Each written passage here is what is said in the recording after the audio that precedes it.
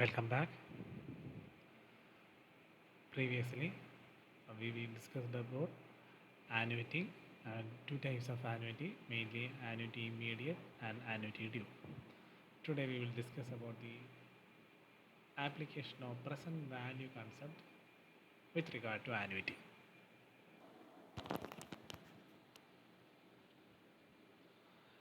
Total present value of an annuity to continue for n years. We all know the meaning of annuity and we are familiar with the concept present value. So what is the application of this present value in annuity?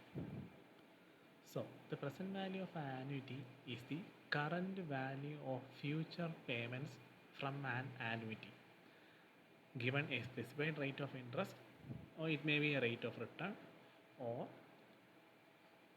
a discount rate. So the present value of an annuity refers to how much money would be needed today to fund a series of future annuity payments. Because of the time value of money, a sum of money received today is worth more than the sum or the same sum at a future date, which we have discussed during present value concept. So in this situation or in this scenario, we are going to use the present value calculation to determine whether you will receive more money by taking a lump sum now or an annuity spread out over a number of years. And we all know the concept of time value of money and the working of present value concept. So, and previously we were discussing about annuity. So we are going to study how the time value of money affects the annuity payments. So the equation for finding the time value or the present value of an annuity to continue for n years is a divided by I into 1 minus 1 plus I raised to minus n. This equation is almost similar to the equations which we have dealt during annuity immediate and annuity due. And understand the concept here. We are doing only the actual fact is that in the annuity payments, you know, a regular fixed amount is paid for a certain number of years. The only thing is that we are trying to understand the present value of those installments and whether it will have an effect on the total amount by the end of the future period. In annuity, we learn about or we study about a number of installments that are made for a few number of periods in future, and at the end of that certain period, there will be a total amount of something.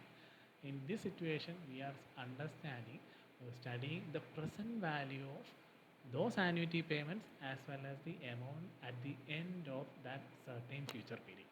That is the only difference we are going to deal in this area. And the equation for finding that part is a by I into 1 minus 1 plus I raised to minus n. Let's dissect this equation. How the present value concept operate in this equation.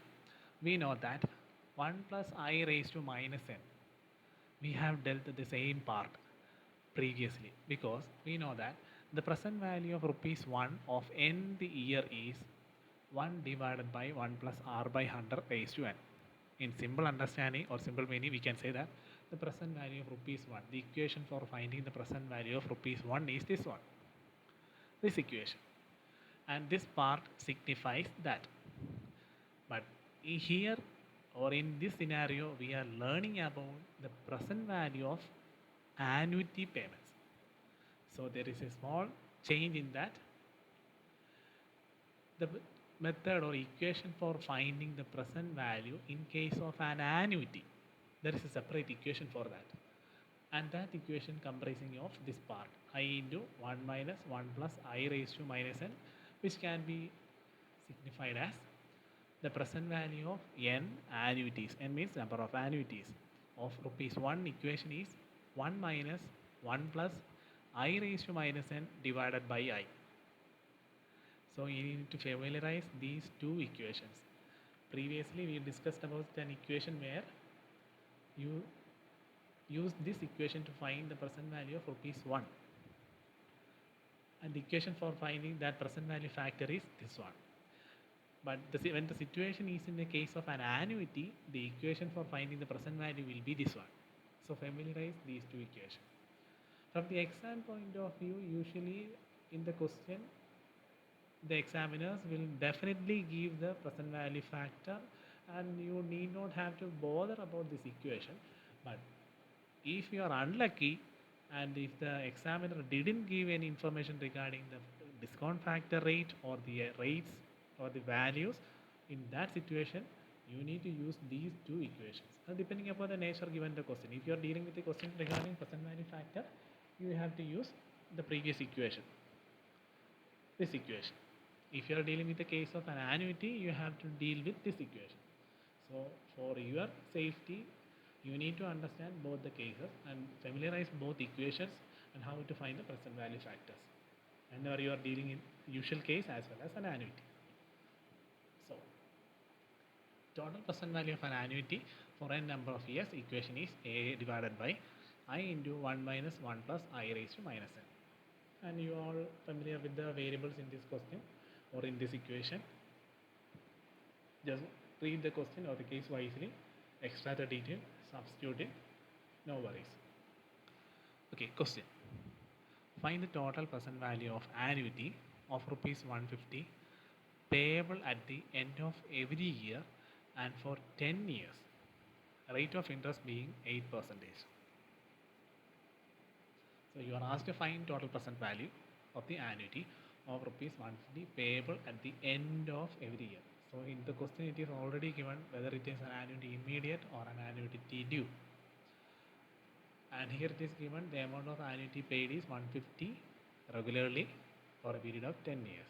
Rate also given. So it's quite simple and the case is already evident in the question, just substitute the details.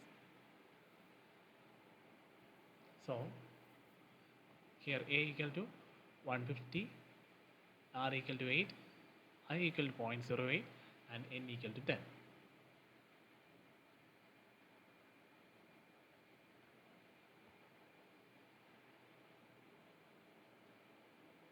And when the cases regarding total present value of an annuity come, you need not have to worry about whether it is a case of due or an immediate. Just substitute this equation in that case.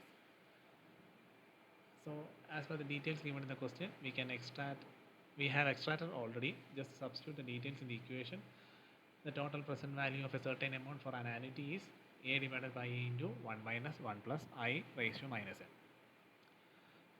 A is already given 150 divided by 0.08 into 1 minus 1 plus I is 0.08 raised to n is minus 10 bracket.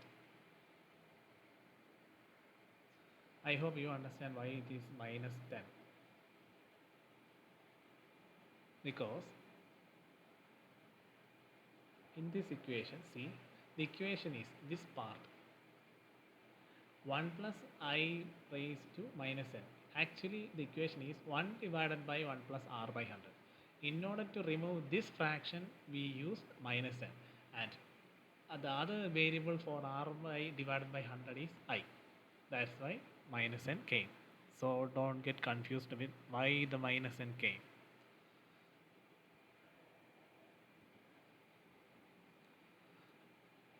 So by substituting and solving the case, 150 divided by 0.08 equal to 1 minus 1.08 raised to minus 10. 1.08 raised to minus 10 means you need to multiply 1.08 10 times. So 1 divided by 1.08, you will get 1 divided by 2.1589, that is 0.4632. So just substitute this 0.4632 in the equation.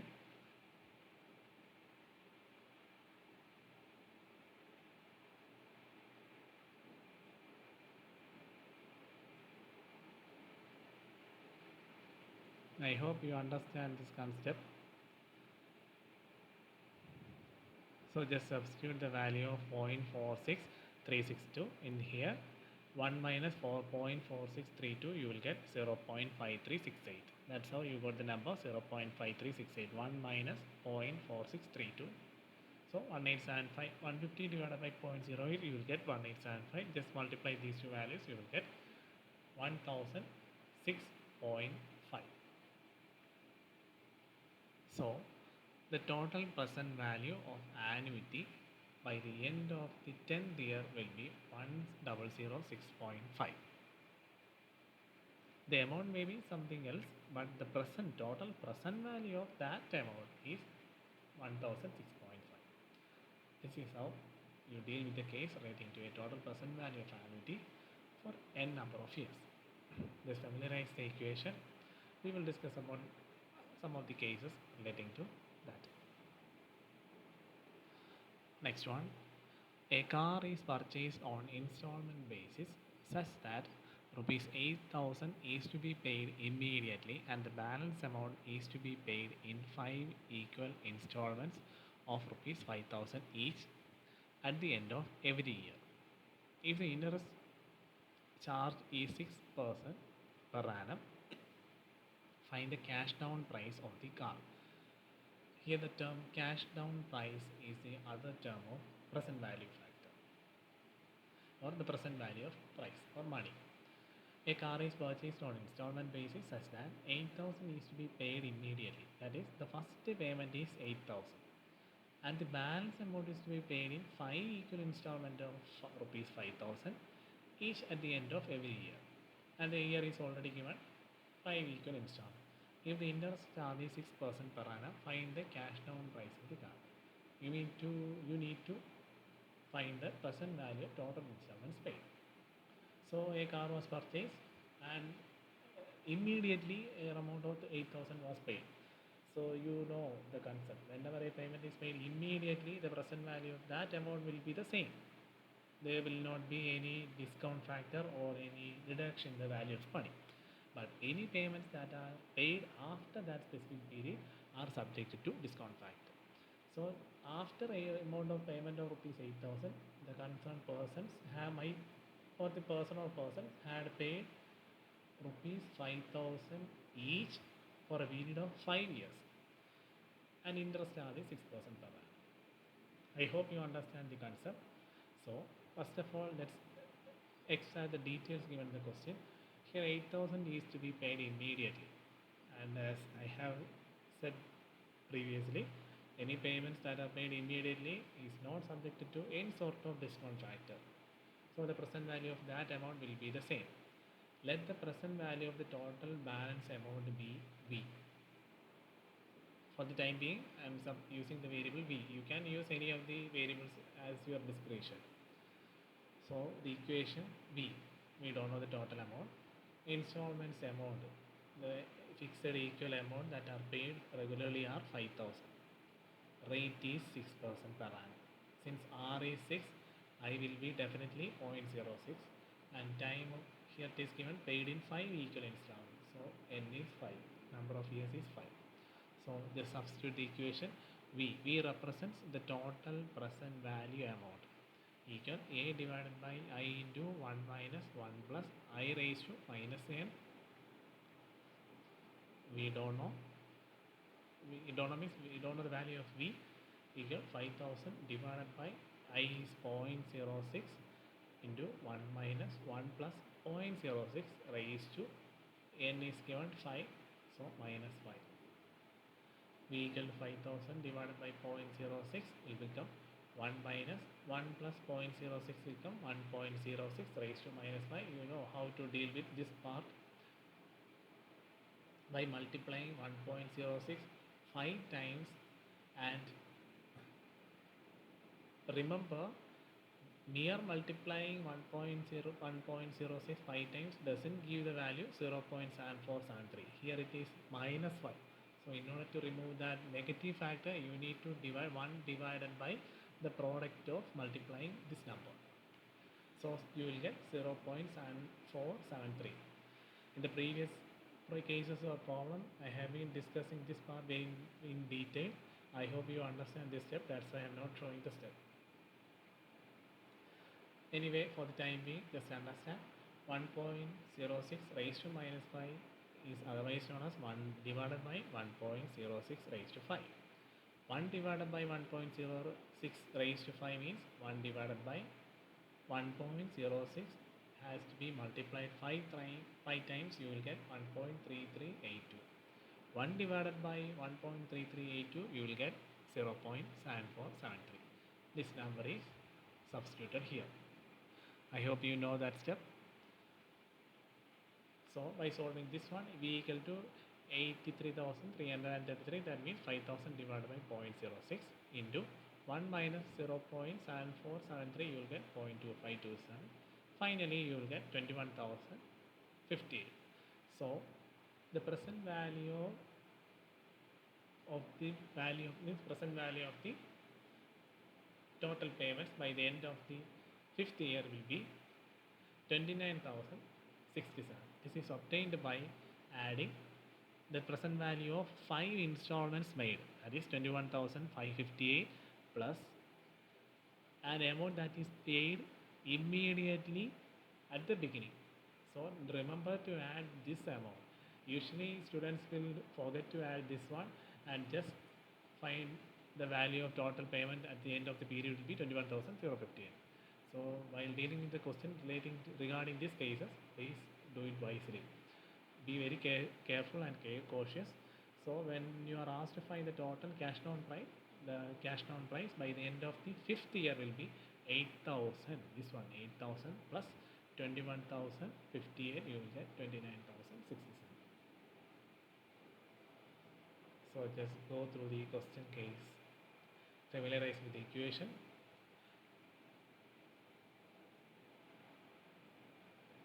That's all for today. We will discuss about further cases in the coming sessions. Thank you.